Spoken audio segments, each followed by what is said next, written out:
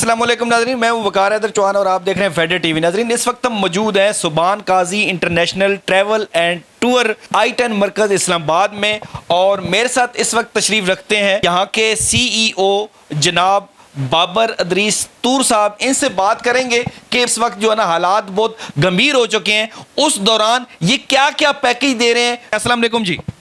औज़ुबिल्लाहिमिनश्शैतानिर्रजीम बिस्मिल्लाहिर्रहमानिर्रहीम। वालेकुम सलाम। अच्छा जी, मुझे ये बताइएगा कि रमज़ान के अंदर उम्रा क्यों बंद किया गया और अभी जो खोला गया है तो उसकी क्या तरीक़ाकार क्या है उसका? रमज़ान शरीफ में असल में कुछ हमारे पाकिस्तानी, अल्लाह पाक इनको हिदायत दे, उनकी वजह से वीज़े बंद किए गए थे। कुछ लोग यहाँ से हमसे वीज़े लगवाते हैं उम्रा के लिए और वहाँ पे जाके आपको पता है भिखारी बन जाते हैं, हम मांगना शुरू कर देते हैं, जिसकी वजह से हमें बहुत सारा नुकसान भी हुआ और हमने बहुत सारी दुश्वारी का सामना भी हमें करना पड़ा। तो इस सूरत हाल में जो है उन्होंने वीज़ा बंद कर दिया था और फिर उन्होंने शवाल का बात की थी कि इंशाल्लाह शवाल में जो है हम वीज़ा खोलेंगे। शवाल में भी नहीं खुला और अब अल्हम्दुलिल्लाह जो है प्रॉपर वीज़ा खुल चुका है। लेकिन इसमें चंद शराइतें रख दी उन्होंने, जैसा कि पहले कोई हाजी वीज़ा लगवाता था तो वहाँ पर जाके वो होटलिंग कर लेता था या ट्रांसपोर्टेशन अपनी करता था। अब इसमें चेंजिंग यूँ है कि सबसे पहले आपने अपनी टिकट लेनी होगी, टिकट लेने के बाद आपने होटलिंग करवानी होगी, ट्रांसपोर्टेशन करानी होगी, उसके बाद जाके कहीं आपको वीज़ा मिलेगा। अच्छा, फिर यूँ होता था कि हाजी वहाँ पे अपने किसी अजीज़ के घर चले जाते थे मिलने के लिए। वो भी सऊदीया गवर्नमेंट ने बिल्कुल बंद कर दिया ये सिस्टम कि अब कोई भी हाजी अगर मक्का और मदीना की हदूद से बाहर होगा तो उसको जुर्माना अदा करना पड़ेगा। अगर कोई हाजियों का रिश्तेदार है तो वो खुद उनको होटलिंग में आके मिलेंगे। फिर आपने जितने दिन मक्का में रखने हैं उतने दिन ही आपने मदीना में रखने होंगे।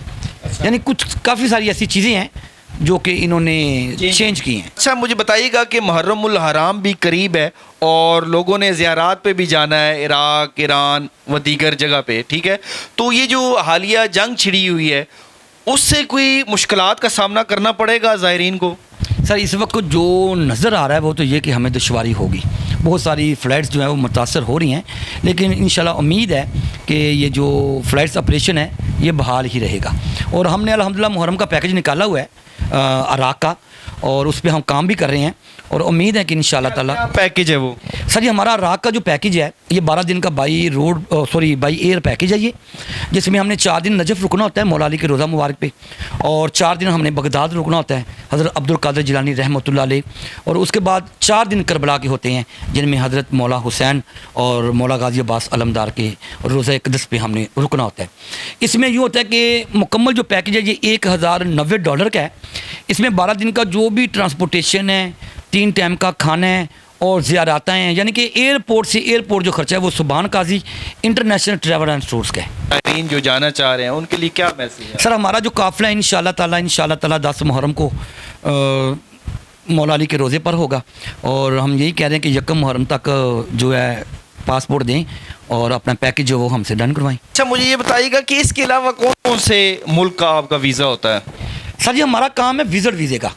आप इसराइल के अलावा किसी भी मुल्क का हमसे आप विज़िट वीज़ा ले सकते हैं अल्हम्दुलिल्लाह। और हमारा प्रोसेस टाइम जो होता है वो सारी बात है कि गवर्नमेंट असूल के मुताबिक हमने वीज़ा निकालना होता है। और तकरीबन मेरा ख्याल है कि ज़्यादा जो Thailand, Singapore, Malaysia, Dubai, Saudi Arabia और अब तो अल्हम्दुलिल्लाह एक और बहुत बड़ी खुशखबरी है कि कुवैत भी खुल चुका है। और सुम्मा अल्हम्दुलिल्लाह पाकिस्तान में सुभान Qazi international travel and tours ने पहला अल्हम्दुलिल्लाह कुवैत का वीज़ा लगाया जी, सुम्मा अल्हम्दुलिल्लाह। क्या पाकिस्तान के अंदर भी ये काम करते हैं आप? अल्हम्दुलिल्लाह हर हफ्ते सुम्मा अल्हम्दुलिल्लाह हमारा जो है नादरन एरिया में ग्रुप जाता है, नरान, कगान, गिलगित, सिकरदू, हर हफ्ते बाद अल्हम्दुलिल्लाह हमारा ग्रुप यहाँ से जाता है। क्या तरीक़ाकार क्या होता है इसमें? कुछ ऐसा कि कपल्स का अलग होता है, लेकिन आम जो हमारा रेट है वो 12,000 रुपये है। अच्छा। जिसमें हम खाना भी देते हैं और रहायश भी देती हैं और साथ इनको घुमाना फिराना भी होता है।